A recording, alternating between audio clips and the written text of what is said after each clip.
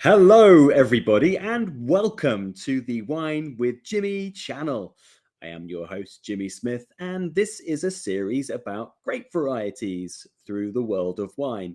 So, if you are interested in a specific grape variety, like here, Gruner Veltliner, then you'll find out about its key characteristics, its key aromas and flavors, and of course, where we find the grape variety.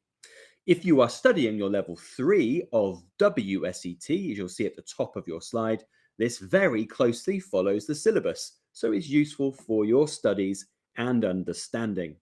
Let's look at the world of Gruner Veltliner together. Okay, let's have a look at the key characteristics. Now, the most widely planted grape variety of Austria is this variety, Gruner Veltliner, or in the trade, sometimes shortened to Groovy. I know, bad, isn't it? A high quality grape that has given Austria a point of difference in the export market, something it has desperately needed due to the difficulties and the turmoils of the 1980s scandals. It tends to produce fresh but unexciting wines if the yields become too high. But when grown with care, it is capable of producing full-bodied, concentrated wines with lovely, fresh, natural high acidity. The majority of producers ferment and store their wines in stainless steel, but there is a tradition here to use old oak casks, and they are actually still quite commonly used, and producers may mature a proportion of their best wines actually in new oak. So experiencing things like lees stirring, for example. I've given you the two charts on the right-hand side to depict these two styles, right? The top chart here is one that depicts the slightly lighter, light-bodied here, you'll see, but very high acidity, medium alcohol, more mass production, inexpensive, fresh expressions. But then, of course, you can find full-bodied, high acidity, and actually quite sort of medium to high alcohol styles for some of the high-end Gruner Veltliners. So what do we expect in terms of aromas and flavors? Now, in youth, it often gives flavors like citrus or stone fruit. So we've got grapefruit, lemon, lime, and peach here on the picture. Sometimes with hints of white pepper. Some people find a little bit of vegetable note to it as well, sometimes like pea, for example. And it develops the notes of honey, toast, and nuts with age. That's at the top right-hand corner of your slide. So where are we finding this grape variety? Of course, we are finding it in Austria.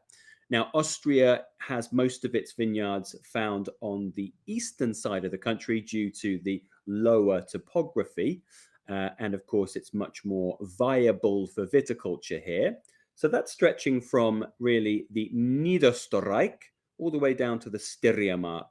The River Danube is what runs through the sort of northern and central part of this region. So first of all, let's talk about the Niederösterreich. This is the largest of the regions for both production and exports. Now, it's the area I have left highlighted in yellow on that map. The majority of vineyards lie on the banks of the Danube and further north towards the Slovak border. Okay, so that's towards the Czech sort of Czech area. Now, this little area, now this is the Niederösterreich as a map, and I've highlighted Wachau to the extreme west of the area.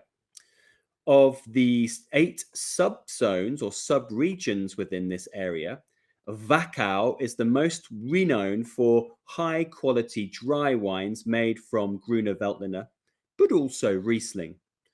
Now we have steep, often terraced, south-facing vineyards you'll see in this picture that are next to that very extensive Danube River to maximize exposure to the sun and to allow Gruner Veltliner and Riesling to develop very concentrated flavors and also have that retaining high acidity. Now, Wachau has been a district which has been a DAC and not a DAC multiple times, it keeps changing its mind, and that is the quality appellation status in Austria. Okay, so that's Wachau. A good example there on the right-hand side, the FX Pichler, making exceptionally rich styles. We're talking 14 to 15% alcohol and very complex expressions. Other DACs here, we've got Kamptal and Kremstal. They lie just to the north of Wachau. You can see they're highlighted in purple just above it on your map. And they produce wines in a similar style and quality from either Gruner Veltliner or Riesling, the fantastic Leumer here from Kamptal. And then finally, the large expansive area towards the Slovak and Czech borders. So this is the Weinviertel DAC. It's Austria's largest vine growing area and was the first ever Austrian DAC. The wines can only be made from Gruner Veltliner. There are 2 levels of the DAC, and I have shown you 2 bottles to depict those 2 levels on the right-hand side. First of all, classic wines, which is in fact the left label. So this is classic with a K to begin with. These must be made in a light, fresh and fruity style with no obvious oak flavours.